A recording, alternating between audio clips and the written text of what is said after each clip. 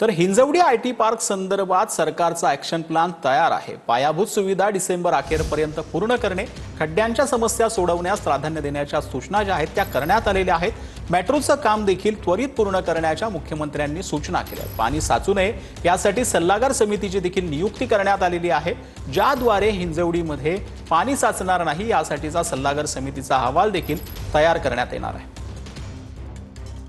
याच्यामध्ये वेगवेगळ्या अथॉरिटी काम करत होत्या, PMRD, PCMC,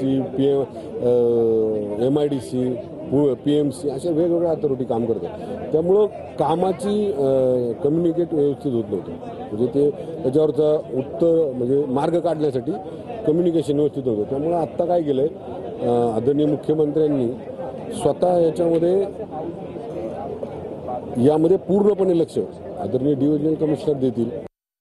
खड्डे आणि वॉटर लॉगिंगच्या विषयी माननीय मुख्यमंत्री साहेबांनी PMRD कमिशनरांना आदेश दिलेले आहेत। 30 दिवसामध्ये सगळे खड्डे भरून घ्यायचे आहेत। आणि दुसरं जे वॉटर लॉगिंग होत आहे की जिथे जिथे नाले बंद झालेले होते, नैसर्गिक नाले बंद झालेले होते, काही ठिकाणी चोक झाले होते, ते पण सगळे 30 दिवसाच्या आतमध्ये करण्याचे आदेश मुख्यमंत्री साहेबांनी दिलेले आहेत।